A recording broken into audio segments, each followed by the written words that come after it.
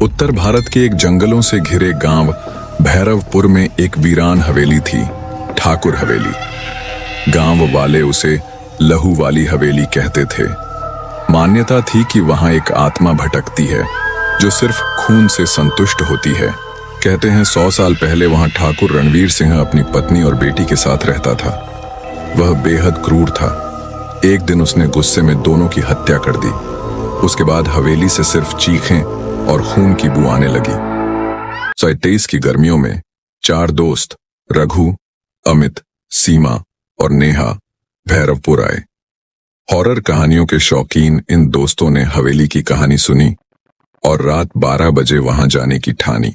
हवेली की दीवारों पर खून के धब्बे थे और दरवाजे पर अजीब निशान, जैसे नाखूनों से उकेरे गए हों। जैसे ही वे अंदर गए, दरवाजा खुद ब खुद बंद हो गया। सब सन्न रह गए। अंदर एक पुराना आईना दिखा जिसमें चारों की परछाइयां थीं, लेकिन एक परछाई ज्यादा थी। एक औरत सफेद साड़ी में उल्टे पांव खून से भरी आंखों के साथ खड़ी थी। नेहा चिल्लाई, देखो आईने में।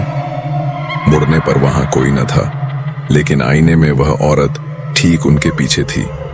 तभी हवेली में गूंजी आवाज, मुझे मेरा खून चाहिए। दीवार पर खून से लिखा था, मैं रक्त से जन्मी, रक्त ही मेरी तृप्ति है। ठाकुर ने मुझे जलाया, अब मैं सबका रक्त पीऊंगी। रघु को एक पुरानी डायरी मिली, रंजना की। डायरी में लिखा था, रणवीर ने मुझे जिंदा जलाया। मेरी आत्मा चैन नहीं पा सकती जब तक मैं उतना खून न बहा दूं।